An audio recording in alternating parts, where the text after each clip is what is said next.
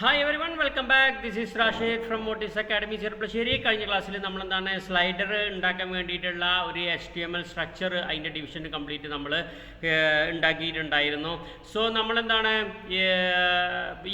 ഇവിടെ നമ്മൾ ക്ലാസ്സിലുള്ള കുട്ടികൾക്കൊക്കെ എന്തിനാണ് ഈ HTML ടാഗ്സിൻ്റെ ആ ഒരു സ്ട്രക്ചർ എന്തിനാണ് അങ്ങനെ ഉണ്ടാക്കിയിരിക്കുന്നത് എന്നുള്ളത് കറക്റ്റായിട്ടൊരു ബോധം ഉണ്ടാവും. കാരണം അവർ ആ ക്ലാസ്സുകളൊക്കെ പ്രാക്ടിക്കലിയും തിയറിറ്റിക്കലിയും അറ്റൻഡ് ചെയ്ത് കഴിഞ്ഞിട്ടുള്ള ആളുകളാണ്.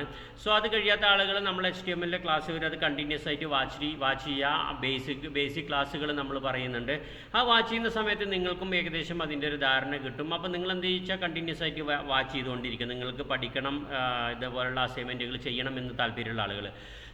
ഇനി നമുക്ക് എന്താണ് നമ്മുടെ പ്രൊജക്റ്റിലേക്ക് നമുക്ക് ആ ടാസ്ക് ഉണ്ടാക്കി എങ്ങനെയെന്ന് നോക്കാം. അതിൻ്റെ CSSനെ നമുക്ക് എന്ത് ചെയ്യണം, ഇവിടെ മെൻഷൻ ചെയ്ത് കൊടുക്കണം. ഞാൻ എന്താണ് നമ്മളുടെ പ്രൊജക്റ്റ് എക്സ്പ്ലോററിൽ പോയിട്ട് ഞാൻ ഈ ഒരു ഐക്കൺ യൂസ് ചെയ്തിട്ട് ഇവിടെ ഒരു CSSൻ്റെ ഫയൽ ക്രിയേറ്റ് ചെയ്യാണ്. main.css എന്ന് പറഞ്ഞിട്ട് main.css എന്ന് പറയുന്ന ഒരു ഫയൽ ക്രിയേറ്റ് ആയി. ഇനി ഞാൻ എന്ത് ചെയ്യാണ്, ഇവിടെ main.css സജഷൻ കാണിച്ചു. അത് കാരണം ഓൾറെഡി main.css എന്ന് പറയുന്ന ഒരു ഫയൽ ഇതിൽ ക്രിയേറ്റ് ആയിട്ടുണ്ട് എന്നുള്ളതാണ് അതിൻ്റെ അർത്ഥം.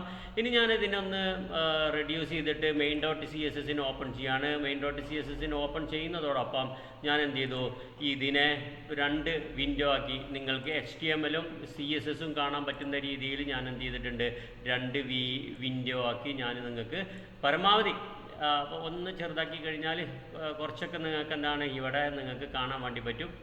ഇനി ആ ഭാഗം വരുമ്പോൾ ഞാനിങ്ങനെ സ്ലൈഡ് ചെയ്ത് കാണിച്ചു തരാം. ഓക്കെ, അപ്പോൾ ഇനി വേണ്ട എന്താണ്, ഇപ്പോൾ നമ്മളൊരു CSS നമ്മൾ ക്രിയേറ്റ് ചെയ്യുമ്പോൾ നമ്മളിപ്പോൾ ഫസ്റ്റ് നിങ്ങൾ എന്താണ് ഈ ഒരു ഇങ്ങനെ ഒരു സൈസ് ബോർഡർ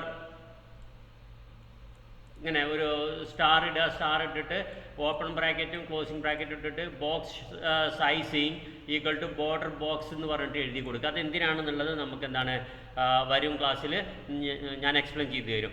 ഇനി നമുക്കൊരു കണ്ടെയ്നർ ക്ലാസ് ആണുള്ളത്. ജസ്റ്റ് ഞാൻ എന്ത് ചെയ്തു, ഈ കണ്ടെയ്നർ ക്ലാസ്സിനെ കോപ്പി ചെയ്ത് ഞാൻ എന്ത് ചെയ്തു, അതിനിപ്പോൾ എംപ്റ്റി ആയിട്ട് ഇട്ടിരിക്കുകയാണ്. ഫസ്റ്റ് നമുക്ക് ആദ്യം വേണ്ട എന്താ വെച്ചാൽ, നമുക്ക് നമ്മൾ നേരത്തെ കൊടുത്ത ആ ഒരു ഇമേജ് അല്ലെങ്കിൽ ആ ഒരു ഇമേജിന് നമുക്ക് ഡിസ്പ്ലേ ആവണം, പാനൽ എന്ന് പറഞ്ഞിട്ട് അല്ലേ. സോ ഞാൻ എന്ത് ചെയ്യാണ്, ഇവിടെ പാനൽ എന്ന് പറഞ്ഞൊരു ക്ലാസ് എഴുതാണ്. ആ പാനൽ എന്ന് പറഞ്ഞൊരു ക്ലാസ് ഞാനിവിടെ ഡിഫൈൻ ചെയ്തതിന് ശേഷം അതിൻ്റെ ഹൈറ്റ് മെൻഷൻ ചെയ്യണം. ഹൈറ്റ് മെൻഷൻ ചെയ്തു, HEIGHT ഹൈറ്റ് മെൻഷൻ ചെയ്തു. എത്രയാണ് നമ്മൾ ആ ഇമേജിൻ്റെ സൈസ് വരുന്നത് വെച്ചാൽ 539 ആണ്. 539 പിക്സലാണ് ഹൈറ്റ് മെൻഷൻ വരുന്നത്. ഹൈറ്റ് മെൻഷൻ ചെയ്തപ്പോൾ തന്നെ ഓട്ടോമാറ്റിക്കായിട്ട് ആ ഹൈറ്റിൽ എന്ത് ചെയ്തു, ഈ ഒരു ഇമേജ് ഇപ്പോൾ നമ്മളിവിടെ പറഞ്ഞില്ലേ, ഈ ഒരു ഇമേജ് എന്ത് ആയിട്ടുണ്ട്, ഈ ഡിവിഷൻ്റെ ബാക്ക്ഗ്രൗണ്ട് ആയിട്ട് നമുക്ക് എന്ത് ചെയ്തിട്ടുണ്ട്, ഇവിടെ ഡിസ്പ്ലേ ചെയ്തിട്ടുണ്ട് ഇമേജ് 1. ഓക്കെ, ഇപ്പോൾ എന്തിലാണ് നമ്മൾ ആ ക്ലാസ് എഴുതിയത്, പാനലിലാണ് ആ ക്ലാസ് എഴുതിയത്. പാനലിലാണ് ക്ലാസ് എഴുതിയത്. ആ പാനൽ കിടക്കുന്നത് ഈ ഡിവിഷൻ്റെ ഉള്ളിലാണ്. ആ ഡിവിഷൻ്റെ ബാക്ക്ഗ്രൗണ്ട് ഇമേജ് എന്താണെന്ന് പറഞ്ഞിട്ടുണ്ട്. നമ്മളെ ഇമേജ് ഫോൾഡറിൽ കിടക്കുന്ന ഇമേജസ് ഫോൾഡറിൽ കിടക്കുന്ന 1.jpg എന്ന് പറയുന്ന ഈ പിക്ചർ ആയിരിക്കണം എന്തിൻ്റെ, ഈ ഒരു ഡിവിഷൻ്റെ ബാക്ക്ഗ്രൗണ്ടായിട്ട് വരേണ്ടത് എന്ന് പറയാൻ വേണ്ടിയിട്ട് നമ്മൾ എന്താണ് ബാക്ക്ഗ്രൗണ്ട് ഇമേജിനെ നമ്മൾ സെറ്റ് ചെയ്തു. ആ ഒരു ഡിവിഷൻ്റെ ബാക്ക്ഗ്രൗണ്ട് ഇമേജിനെ സെറ്റ് ചെയ്തു. എന്നിട്ട് URL നമ്മൾ മെൻഷൻ ചെയ്ത് കൊടുത്തു. അതിൻ്റെ ഏത് ഫോൾഡറിലാണ് കിടക്കുന്നത് ആ ഫോൾഡർ നെയിമിനെ മെൻഷൻ ചെയ്ത് ഏത് ഫയലാണോ ആ ഫയൽ നമ്മൾ എന്ത് ചെയ്തു, ഇവിടെ ഡിക്ലെയർ ചെയ്തു. സോ അപ്പോൾ നമുക്ക് എന്ത് കാണാൻ വേണ്ടി പറ്റി, ഇവിടെ ആ ഇമേജിനെ കാണാൻ വേണ്ടി പറ്റില്ല. CSS കൊടുത്തു. അതിൻ്റെ ആ ഒരു ഡിവിഷൻ്റെ ഹൈറ്റ് ഇത്ര വേണമെന്ന് പറഞ്ഞു. ഹൈറ്റ് എത്ര വേണമെന്ന് പറഞ്ഞപ്പോൾ ആ ഹൈറ്റിൽ എന്ത് ചെയ്തു, ആ ഇമേജ് ആ ഡിവിഷൻ വലുതായി. ആ ഹൈറ്റിലേക്ക് ആ ഡിവിഷൻ വലുതായപ്പോൾ ആ ഇമേജിനെ നമുക്ക് എന്ത് ചെയ്യാൻ വേണ്ടി പറ്റി, അവിടെ കാണാൻ വേണ്ടി പറ്റി. അതുപോലെ തന്നെ ഹൈറ്റ് കൊടുത്ത പോലെ തന്നെ നമുക്ക് എന്താണ് അതിൻ്റെ വിഡ്ത്തും കൂടെ നമ്മൾ എന്ത് ചെയ്യണം, മെൻഷൻ ചെയ്യണം. വിഡ്ത്ത് നമുക്ക് എന്താണ് 539 പിക്സൽ തന്നെയാണ് വിഡ്ത്ത് ഉള്ളത്.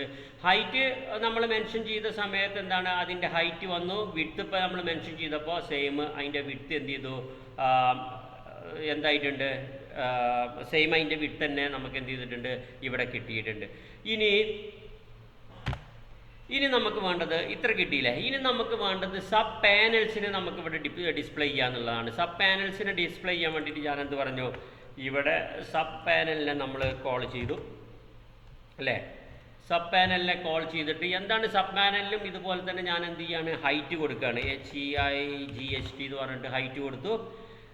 ഹൈറ്റ് എന്ത് വേണമെന്ന് പറഞ്ഞു, ഒരു 50 പിക്സൽ വേണമെന്ന് ഞാൻ പറഞ്ഞു. 50 പിക്സൽ കൊടുത്തു. സോ ആ 50 പിക്സൽ കൊടുത്തപ്പോൾ 50 പിക്സൽ വിഡ്ത്തിൽ നമുക്ക് എന്ത് ചെയ്തിട്ടുണ്ട്, ഇവിടെ ഡിസ്പ്ലേ ആയിട്ടുണ്ട് നമ്മളുടെ ഇമേജസ് കംപ്ലീറ്റ്. ഞാൻ എന്ത് ചെയ്യാണ്, ഇതിൻ്റെ ഉള്ളിൽ തന്നെ ഒരു വിഡ്ത്തും കൂടി സ്പെസിഫൈ ചെയ്യാണ്. വിഡ്ത്ത് ഞാൻ എന്ത് പറഞ്ഞു, 50 പിക്സൽ തന്നെ വേണമെന്ന് പറഞ്ഞു. 50 പിക്സൽ വേണമെന്ന് പറഞ്ഞു. അപ്പോൾ എന്താണ് വിഡ്ത്ത് നമുക്കിവിടെ കാണാൻ വേണ്ടി പറ്റും. ആ ഇമേജ് എന്ത് ചെയ്തിട്ടുണ്ട്, ഇവിടെ 50 പിക്സലിൽ നമുക്ക് കണ്ടോ 5 ഇമേജും 1 2 3 4 5 എന്ന് പറഞ്ഞിട്ട് ഇവിടെ എന്ത് ചെയ്തിട്ടുണ്ട്, ഇവിടെ ഡിസ്പ്ലേ ആയിട്ടുണ്ട്. ഇനി അതിൻ്റെ മുന്നേ ഇപ്പോൾ ഇത് നമുക്ക് ഇവിടെ ഇങ്ങനെ വരുന്നുണ്ടില്ലേ, നമ്മളെന്താണ് ഇതിന് ഞാൻ ഒരൊറ്റ ലൈനിൽ തന്നെ ആക്കാൻ വേണ്ടി പോകണം. അതിന് നമുക്ക് എന്താണ് കണ്ടെയ്നർ എന്ന് പറയുന്ന ഒരു മെയിൻ ഡിവിഷനെ നമ്മളിവിടെ എന്ത് ചെയ്തിട്ടുണ്ട്, ഡിഫൈൻ ചെയ്തിട്ടുണ്ട്. അതിനൊരു ക്ലാസ് കൊടുത്തിട്ടുണ്ട് കണ്ടെയ്നർ എന്ന് പറഞ്ഞിട്ട്. അതിൻ്റെ ഡിസ്പ്ലേ ഞാൻ എന്ത് ചെയ്തു, ഡിസ്പ്ലേ ഫ്ലെക്സ് എന്ന് പറഞ്ഞു. ഡിസ്പ്ലേ ഫ്ലെക്സ് എന്ന് പറഞ്ഞു കഴിഞ്ഞാൽ ഡിസ്പ്ലേ ഫ്ലെക്സ് എന്ന് പറഞ്ഞു കഴിഞ്ഞാൽ നമുക്കെന്താണ് ഇവിടെ ഫ്ലെക്സ് ആയിട്ട് ഡിസ്പ്ലേ ചെയ്യാൻ വേണ്ടിയിട്ടാണ്. ഇവിടെ ഇപ്പോൾ ഈ ഒരു ഇമേജ് വന്നു, അടുത്ത ഇമേജ് ഇവിടെ വരണം, അങ്ങനെ റോ ആൻഡ് കോളത്തിൽ ആയിട്ട് പ്രിൻറ്റ് ചെയ്യാൻ വേണ്ടിയിട്ടാണ് നമ്മൾ ഫ്ലെക്സ് യൂസ് ചെയ്യുന്നത്. പക്ഷെ ഇപ്പോൾ ഫ്ലെക്സ് വരാത്ത എന്താ കാരണം വെച്ചാൽ അതിൻ്റെ ഉള്ളിൽ നമ്മളെന്താണ് ഒരു സബ് പാരൻറ്റും കൂടി ഇട്ടിട്ടുണ്ട്. ഒരു സബ് പാരൻറ്റ് എന്ന് പറഞ്ഞു കഴിഞ്ഞാൽ ഇതിൻ്റെ പാരൻ്റാണ്. അതായത് മൊത്തം ഈ ഡിവിഷൻ്റെയും പാരൻ്റായിട്ട് നമ്മളെന്താണ് ഒരു പാരൻ്റ് ഡിവിഷൻ്റെ ഉള്ളിലാണ് ഇട്ടിരിക്കുന്നത്. അതിൻ്റെ ക്ലാസ് നമ്മൾ എന്ത് പറഞ്ഞിട്ടുണ്ട്, പാരൻ്റ് എന്ന് പറഞ്ഞിട്ടുണ്ട്. ഞാൻ എന്താണ് ആ പാരൻറ്റിനെ ഞാൻ എന്ത് ചെയ്യാണ്, ഡിസ്പ്ലേ ഫ്ലെക്സ് കൊടുക്കുകയാണ്. ഡിസ്പ്ലേ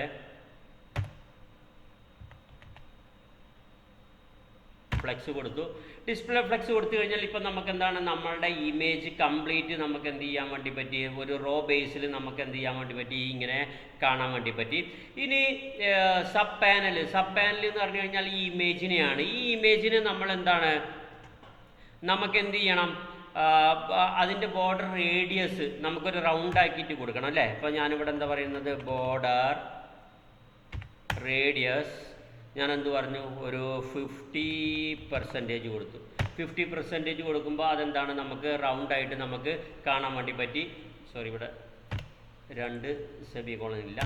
ഇനി നമുക്കെന്താണ് അത് തമ്മിലൊരു അകലം വേണം. അപ്പോൾ അതിന് ഞാൻ എന്ത് ചെയ്യാണ്, ഒരു മാർജിൻ കൊടുക്കുകയാണ്. മാർജിൻ 1 പിക്സൽ എന്ന് പറഞ്ഞിട്ട് ഡിഫൈൻ ചെയ്തു. സോ നമുക്കെന്താണ് കണ്ടോ ആ ഒരു മാർജിൻ നമുക്കെന്താണ് അവിടെ വിസിബിളായി. ഇനി മാർജിൻ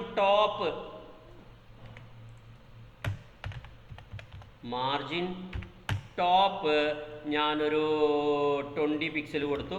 കാരണം നമ്മൾ കാണിച്ചു തന്ന ഔട്ട്പുട്ടിൽ അങ്ങനെയായിരുന്നു, ഒരു 20 പിക്സലായിരുന്നു. അപ്പോൾ മാർജിൻ ടോപ്പ് എന്താണ് കുറച്ചും കൂടി താഴെ കറങ്ങി മാർജിൻ ടോപ്പ് 20 പിക്സലായിട്ട് നമ്മൾ എന്ത് ചെയ്തിട്ടുണ്ട്, കൊടുത്തിട്ടുണ്ട്. ഇനി നമുക്ക് വേണ്ട എന്താ വെച്ചാൽ ഇപ്പോൾ ഈ ബാക്ക്ഗ്രൗണ്ടിൻ്റെ ഇപ്പോൾ ഇത് ഫസ്റ്റ് ഇമേജാണ്. ആ ഫസ്റ്റ് ഇമേജിൻ്റെ ഈ ഒരു ഭാഗം മാത്രമേ അതിൽ ഡിസ്പ്ലേ ആവുന്നുള്ളൂ അല്ലേ. ഈ മൊത്തം ഇമേജിനെയും നമുക്ക് എന്ത് ചെയ്യണം, ഈ ഒരു റൗണ്ടിൻ്റെ ഉള്ളിൽ കൊണ്ടുവരണം. അതിന് വേണ്ടിയിട്ട് എന്താണ് ബാക്ക്ഗ്രൗണ്ട് പൊസിഷൻ എന്ന് പറഞ്ഞിട്ടൊരു സാധനമുണ്ട്. ബാക്ക്ഗ്രൗണ്ട് പൊസിഷൻ എന്ന് പറഞ്ഞിട്ട് നമ്മൾ എന്താണ് പറയുന്നത്, സെൻറ്റർ എന്ന് പറയുകയാണ്. ബാക്ക്ഗ്രൗണ്ട് പൊസിഷൻ എന്താണ്, സെൻറ്റർ എന്ന് പറഞ്ഞു. ബാക്ക്ഗ്രൗണ്ട് പൊസിഷൻ സെൻറ്റർ എന്ന് പറയുമ്പോൾ ഇപ്പോൾ കണ്ടോ എല്ലാത്തിൻ്റെയും ഒരു ബാക്ക്ഗ്രൗണ്ട് പൊസിഷൻ എന്തായിട്ടുണ്ട്,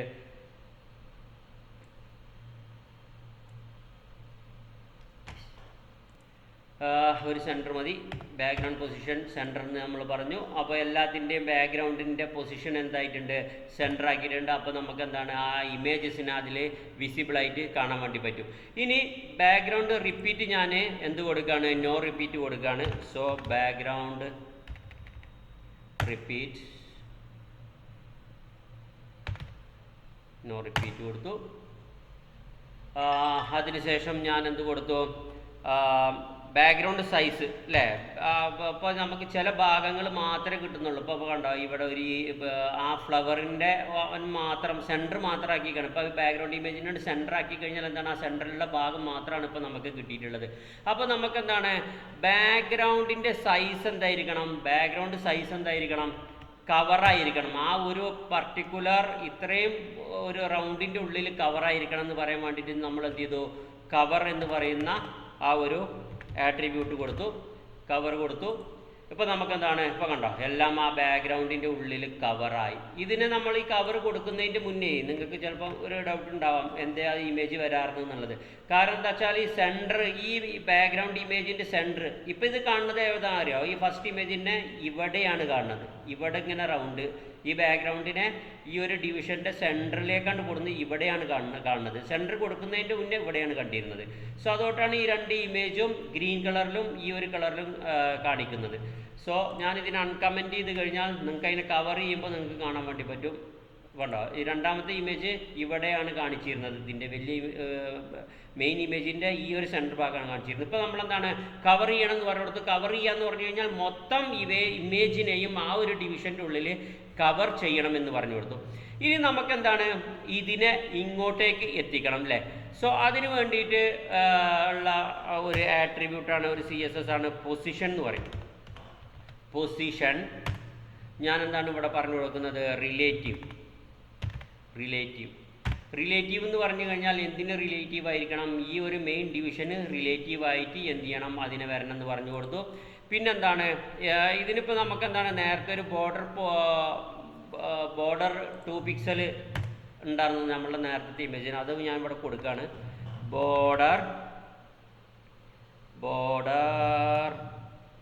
2 പിക്സൽ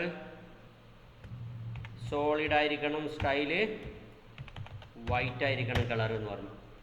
ഇപ്പം നമുക്കെന്താണ് ആ വൈറ്റ് കളറും ബാക്ക്ഗ്രൗണ്ടും വൈറ്റ് ആവുകൊണ്ട് അത് വിസിബിൾ ആവില്ല. ഞാനിവിടെ എന്താണ് പറഞ്ഞത്, ഒരു ബ്ലാക്ക് കൊടുക്കുകയാണ്. ബ്ലാക്ക് കൊടുക്കുമ്പോൾ കണ്ടോ, അപ്പോൾ നമുക്ക് അതിൻ്റെ ബോർഡർ നമുക്ക് വിസിബിൾ ആയി അല്ലേ? ഇതുപോലെ ഞാൻ എന്ത് ചെയ്യാണ്, വൈറ്റ് വരികയാണ്. വൈറ്റ് ഇവിടെ കയറി നിൽക്കുമ്പോൾ നമുക്ക് എന്താണ് ആ വൈറ്റിനെ നമുക്ക് എന്ത് ചെയ്യാൻ വേണ്ടി പറ്റും, കാണാൻ വേണ്ടി പറ്റും. സോ ഞാൻ എന്ത് ചെയ്തു, അതിനെ വൈറ്റ് തന്നെ നമ്മൾ കൊടുത്തു. ഇനി ഇതിൽ ക്ലിക്ക് ചെയ്യുന്ന സമയത്ത് നമ്മൾ പോയിന്റ് ചെയ്യുമ്പോൾ നമ്മളെ കേഴ്സർ പോയിന്റ് എന്താണ്, ഹാൻഡിൻ്റെ ഒരു ചിഹ്നം വേണം അല്ലേ? ഒരു ക്ലിക്ക് ചെയ്യുന്ന ആ ഒരു എങ്ങനെയാണോ ക്ലിക്ക് ചെയ്യുമ്പോൾ നമുക്ക് ആ ഒരു സിമ്പൽ, ആ മൗസിൻ്റെ സിമ്പൽ അവിടെ മാറും, മൗസിൻ്റെ ഐക്കൺ അവിടെ മാറും. അതിന് വേണ്ടിയിട്ട് ഞാൻ എന്ത് പറയാണ്, കഴ്സർ പോയിൻ്റർ എന്നാക്കി.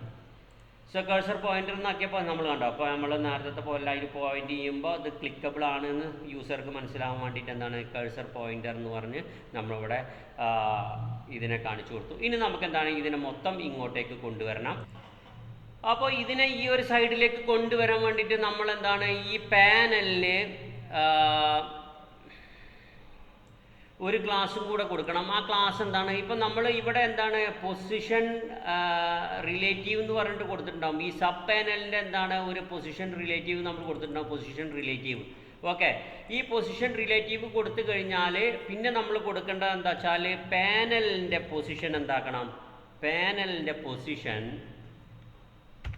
ഞാൻ എന്താക്കി, ആബ്സല്യൂട്ട് ആക്കി. ആബ്സല്യൂട്ട് ആക്കുമ്പോൾ ഈ റിലേറ്റീവ് ആയിട്ടുള്ള ക്ലാസിൻ്റെ എന്താണ് ആബ്സല്യൂട്ട് പൊസിഷനിലേക്ക്, അതിൻ്റെ മുകളിലേക്ക് എന്ത് ചെയ്തു, നമ്മളുടെ ഈ ഒരു ഐക്കൺസ് നമുക്ക് കയറി നിന്നതായിട്ട് കാണാൻ വേണ്ടി പറ്റും.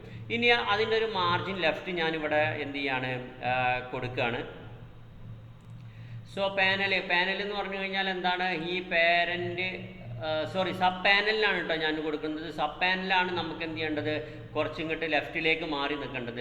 സോ സബ് പാനലിനെ ഞാൻ എന്താണ് മാർജിൻ ടോപ്പ് നമ്മൾ കൊടുത്തു. അതുപോലെ തന്നെ ഈ മാർജിൻ ഒഴിവാക്കിയിട്ടേ നമുക്ക് എന്ത് ചെയ്യാം, ടോപ്പ് ഒഴിവാക്കിയിട്ട് മാർജിൻ മാത്രം കൊടുത്തു കഴിഞ്ഞാൽ ടോപ്പിലും ലെഫ്റ്റിലും അത് ശരിയാവില്ല.